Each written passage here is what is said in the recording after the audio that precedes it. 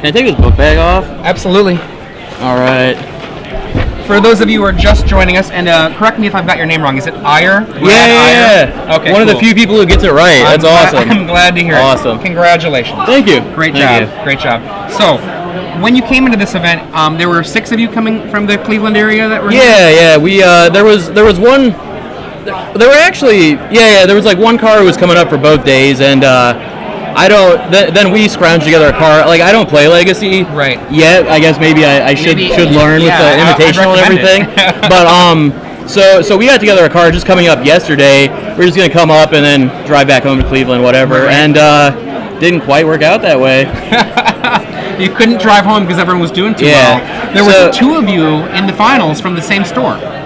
Like a Kid Force Collectibles? You both play at Kid Force. We like to battle there. He also battles a lot down in Akron at Derium's, and there's a number of good stores in the sort of Northeast Ohio region. Right. It's cool, but so there were 3 of us, looking for a room last night, and then 3 of them, Kevin Gerhardt, KG, his brother, and then Dan Musser, good guy Dan. Yep. And they hooked us up. So at I didn't have a change of clothes or anything. So at midnight, I go to a gas station and bought this T-shirt and some deodorant and shampoo and toothpaste and stuff. It was a real grinder, but I'm freeballing it today. But you got to do what you got to do. But so then we didn't play test at all last night because we looked at the list or whatever. Well, first off, the coverage said that I lost in the top 8. Whatever. But we didn't say that, but I'm sorry that. The online. No, it's cool. But so we looked at the list, and Kevin was playing Delver, and I was playing Zombies, and we're the other 2 guys were both playing the Esper mid-range deck? Esper 75 cards that beat both of us, and we're we just can't win, so we didn't bother staying up playtesting. We just got some sleep, whatever, have a good time. And so we crushed the we were both dogs and 2-0. Yeah, we both I got pretty lucky draws. He got pretty poor ones. Yeah, he was stuck on 3 in game 1 and stuck on 2 in game 2. Yeah, I mean, but you mulliganed to 5 cards in game 2, so I mean, it wasn't as though you had a bad draw. So here's the thing is at FNM a few weeks ago, I beat some dude on a mull to 4, so I'm just mulling all the time now, just because I think I'm the master, and it doesn't work though. My loss yesterday in the Swiss rounds was, game 1 he mulled to 5, and I'm screw it, I'm going to 4, and obviously he just crushes me. Then crushes me game 2 when I was on a mull to 5. He's a red-green guy, but I actually got the rematch in the top 8 and beat him. So that was pretty Jonathan cool. Bond, who was our number 1 seed at the end of this. Yeah.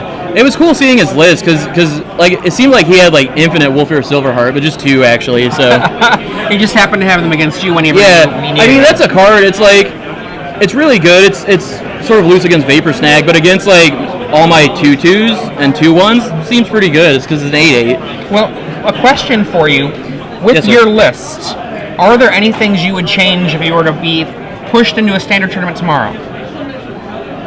Not really. I mean, this guy's real good if he sticks, but he never sticks. This guy being Bloodline Keeper. Yeah, he just gets Vapor Snag all the time. I played an FNM a couple weeks ago against Delver with Snapcasters. Had him Vapor Snag 8 times.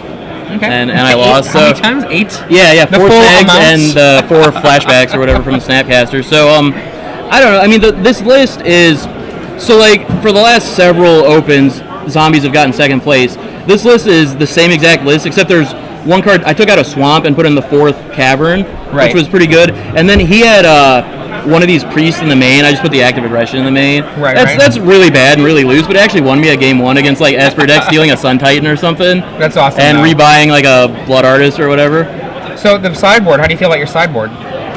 It's cool. I really wanted Ratchet Bombs because I can't beat token decks, I guess, but no one at real events plays token decks, so it's cool. So we went, me and my buddy Dan Novak, over there. We went to a local tournament at the store we hadn't been to before, and so I needed Ratchet Bombs for my sideboard. They were sold out of them, and then I play against 4 token decks. It's obviously just house rules. We're gonna buy them up and not put them in the case, and then all play tokens. So that's funny. So but I mean, basically those came out for spell bombs and stuff, and all the stuff was useful at various times. I've got one last question for you. Yes, sir. The last question for this: Undying Evil in the sideboard. Talk to us about your Undying Evil.